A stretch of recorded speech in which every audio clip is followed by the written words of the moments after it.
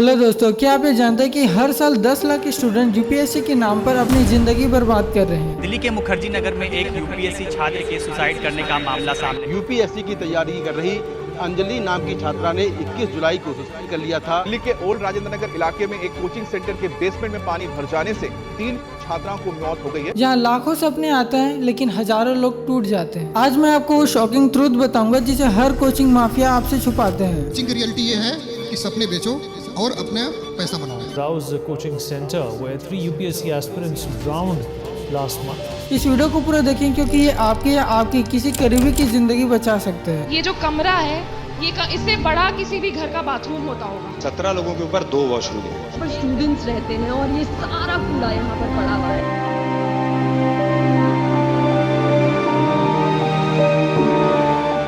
जुलाई 2025 को ओल्ड राजेंद्र नगर दिल्ली में एक 25 साल का स्टूडेंट जो कि हजारों अन्य युवाओं की तरह आंख में एक बड़ा सपना लेकर के दिल्ली आया था। वो पिछले 1 साल से ओल्ड राजेंद्र नगर दिल्ली में यूपीएससी की तैयारी कर रहा था। उनके परिवार और उनके दोस्तों को तरुण से बहुत उम्मीद थी। एक दिन तरुण के पिता उनको बार बार फोन करते हैं लेकिन कोई जवाब नहीं आता, तो उन्होंने घबरा करके मकान मालिक को कॉल किया। मकान मालिक जब तरुण के रूम पर पहुँचते तो दरवाजा अंदर से बंद था। खिड़की से झांकने पर वो मंजर दिखा जो सबके होश उड़ा दिए। तरुण पंखे से लटका हुआ दिखाई दिया। पुलिस को मौके से एक सुसाइड नोट मिला जिसमें तरुण ने अपने मौत के लिए खुद को जिम्मेदार ठहराया। देखो यार, ये घटना यूपीएससी की तैयारी के दौरान स्टूडेंट में पड़ने वाले प्रेशर और अकेलेपन का उदाहरण है। क्यों मुखर्जी नगर को सपनों का कब्रिस्तान कहा जाता है? क्यों यहाँ के बेसमेंट लाइब्रेरी में स्टूडेंट्स की मौत हो रही है? क्यों एमसीडी की कार्रवाई के बाद भी कुछ नहीं बदला? क्यों गवर्नमेंट हर प्रॉब्लम को देखने के बाद भी अनदेखा कर रही है? कैसे मुखर्जी नगर में कार्डबोर्ड रूम्स का बिजनेस चल रहा है? क्यों यूपीएससी एस्पिरेंट की सुसाइड रेट बढ़ रही है? कैसे कंपैरिजन की बीमारी हर एस्पिरेंट को डिस्ट्रॉय कर रही है? कौन जिम्मेदार है वो 3 स्टूडेंट्स की मौत का? क्यों दृष्टि आईएएस सेंटर को सील करना पड़ा? अगर आप भी यूपीएससी एस्पिरेंट हो तो ये वीडियो आपकी जिंदगी बचा सकता है। ये वीडियो देखने के बाद आप इन कोचिंग सेंटर्स के स्कैम पर बिल्कुल भी नहीं फंसोगे। आज मैं आपको बताऊंगा कि बिना कोचिंग के आप यूपीएससी कैसे क्रैक कर सकते हो।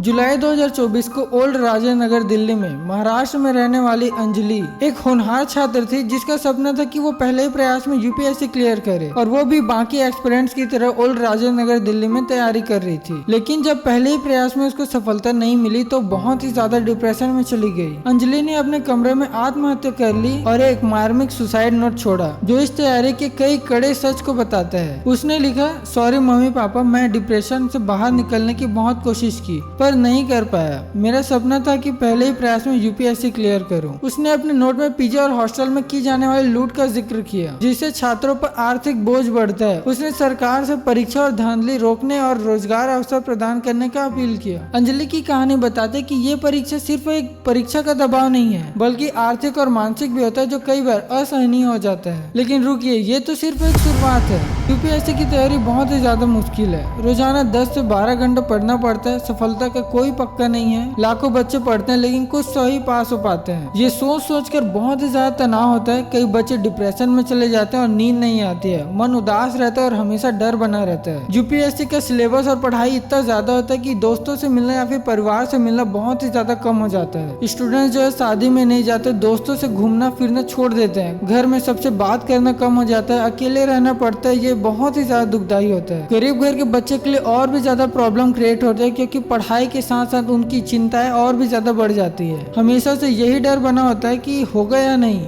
कितने साल पढ़ना पड़ेगा, कुछ पता नहीं। बार बार कई अटेम्प्ट लगाने पड़ते हैं। ये डर इतना ज्यादा होता है कि रात में नींद नहीं आती है। हमेशा चिंता ही रहती है। माँ बाप का सपना होता है कि वो आईएएस अफसर बने। रिश्तेदार पूछते रहते हैं कि तैयारी कैसे चल रही है। ये दबाव बहुत ही ज्यादा परेशान करते हैं। देखो यूपीएससी की तैयारी में एवरेज 3-4 साल पढ़ाई करना पड़ता है। ये जिंदगी के सबसे अच्छे सालों में से एक होता है। अगर सफल हुए तो ठीक, अगर नहीं हुए तो सब कुछ बर्बाद लगता है। इस पढ़ाई के दौरान कोई भी जॉब नहीं करते, कोई दूसरा स्किल नहीं सीखते और कई बार इसीलिए पछताना पड़ता है। हमेशा ये देखते रहते हैं कि दूसरे कितना पढ़ाई कर रहे हैं, मार्क्स कितने आ रहे हैं। फेसबुक इंस्टाग्राम पर दूसरे की सफलता देखते हैं और यही जो तुलना वाली जो चीजें हैं वो काफी ज्यादा परेशान भी करती है और ये पूरा फीलिंग बहुत ही ज्यादा डरावना होता है। समझ नहीं आता कि जिंदगी में करे तो करे क्या, और ये सब कुछ मिला करके बहुत ही ज्यादा परेशानी देता है। ये सब समस्या रियल है लेकिन इसका सोल्यूशन भी है। सही planning plus good mental health plus balanced approach plus consistency plus practice, इससे ही सक्सेस का रास्ता खुलता है। देखो यार, इतना प्रेशर झेलने के बाद भी अभी भी धोखा बाकी है।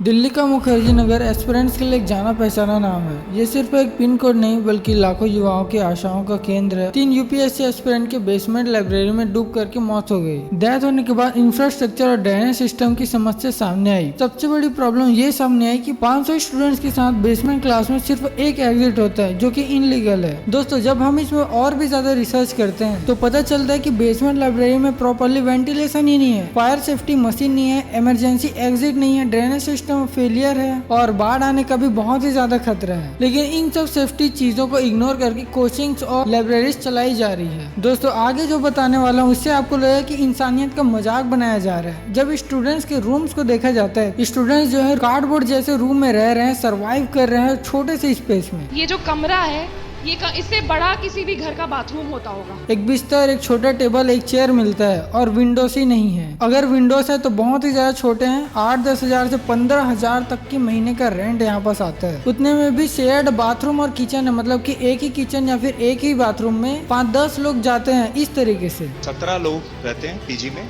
17 लोगों के ऊपर 2 वॉशरूम है। अगर आगे मैं मुखर्जी नगर की और भी डिटेल्ड बात करूं, अगर खाने की बात करूं तो बासी खाना या फिर क्वालिटी में कॉम्प्रोमाइज किया जाता है और कई सारे केसेस में इंटरनेट की भी इशू देखी गई है। जब हम लाइब्रेरीज कैंडिडेट्स के ऊपर और भी ज्यादा डेप्थ में रिसर्च करते हैं तो पता चलता है कि लाइब्रेरीज में सिर्फ 1 फुट की जगह मिलती है और ये अनहैबिटेड कंडीशंस है। 6 से 8 घंटे एक ही चेयर में बैठ करके पढ़ाई करना पड़ता है। एसी फैन की प्रॉपर अरेंजमेंट ही नहीं है और ड्रिंकिंग वाटर की काफी ज्यादा शॉर्टेज दिखाई देती है और बाथरूम की फैसिलिटीज भी बहुत ही ज्यादा खतरनाक है। सुरक्षा संबंधी खतरनाक चीजें, रिसेंट इंसिडेंट सब कुछ बयां करती है। हाल में एग्जाम देने वाले एक एस्पिरेंट की इलेक्ट्रॉनिक से मृत्यु हो गई। पिछले साल मुखर्जी नगर और ओल्ड राजीव नगर में कम से कम 3 फायर इंसिडेंट हो चुकी है। यहाँ की सबसे खतरनाक चीज है इलेक्ट्रॉनिक वायरिंग प्रॉब्लम। अगर आप भी यूपीएससी एस्पिरेंट तो आपको बताता हूँ कि आपको क्या करना चाहिए। आप ऑनलाइन कोचिंग को प्रेफरेंस दे सकते हैं, होम स्टडी को प्राथमिकता दे सकते हैं, लोकल लाइब्रेरीज का इस्तेमाल कर सकते हैं, सेल्फ स्टडी और ग्रुप बना करके पढ़ाई कर सकते हैं। क्वालिटी ओवर क्वांटिटी, मतलब कि क्वालिटी पर ज्यादा फोकस और क्वांटिटी पर कम फोकस, इस स्ट्रेटजी को आप यूज कर सकते हैं। और अगर आप लोग कोचिंग सेंटर ज्वाइन करना चाहते हैं तो आपको बताता हूँ कि किसी भी कोचिंग सेंटर्स में ज्वाइन करने से पहले प्रॉपर वेरिफिकेशन कर लेना चाहिए, सेफ्टी मेजरमेंट्स को चेक करना चाहिए, रिव्यूज करना चाहिए और रियलिटी को समझना चाहिए और सबसे इम्पोर्टेंट फाइनेंशियल प्लानिंग प्रॉपरली करनी चाहिए।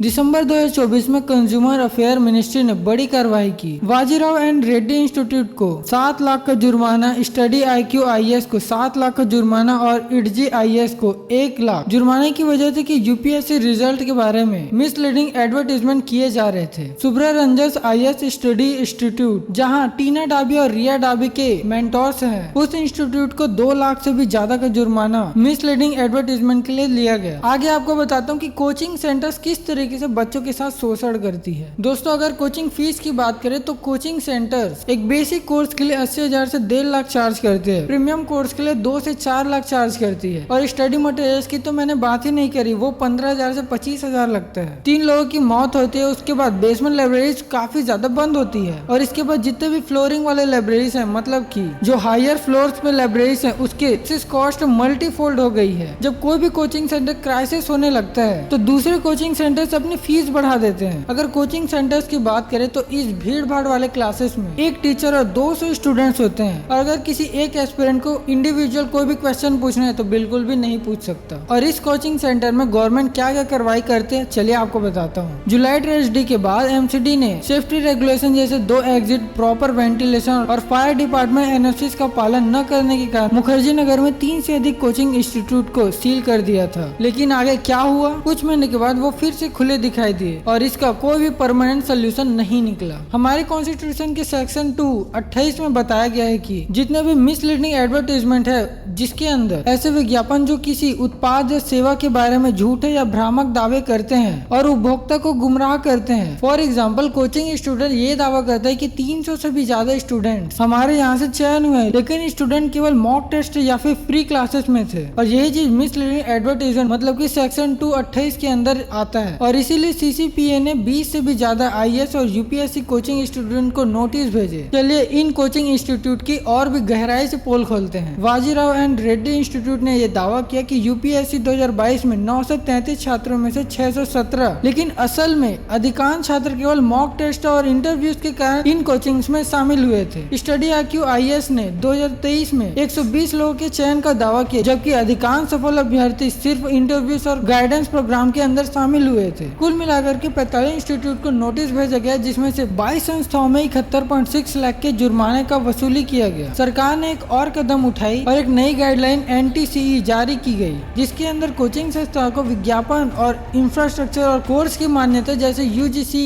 आदि यहाँ पर दिया गया। गाइस, अगर आप लोग अभी तक इस वीडियो को देख रहे हो, इसका मतलब है कि आप UPSC से रिलेटेड काफी ज्यादा सिंसियर हो। चलिए आपको बताता हूँ कि आपको करना क्या चाहिए। कंक्लूजन की बात करते हैं इस वीडियो की। देखो यार, UPSC की तैयारी एक लंबी यात्रा है। इस जर्नी में सबसे इम्पोर्टेंट चीज है मेंटल पीस और इमोशनल बैलेंस। कभी कभी आपको म्यूजिक सुनना चाहिए, फ्रेंड्स और फैमिली के साथ बात करते रहना चाहिए, और हो सके तो डेफिनेटली सबसे इम्पोर्टेंट चीज आपको एक्सरसाइज जरूर करनी चाहिए या फिर रनिंग में जाना चाहिए। देखो यार, मुखर्जी नगर एक इमोशन है, लेकिन ये एक्सप्लोटेशन हब है, जहाँ लाखों सपने आते हैं लेकिन हजारों लोग टूट जाते हैं। आपको ये चीज ध्यान में रख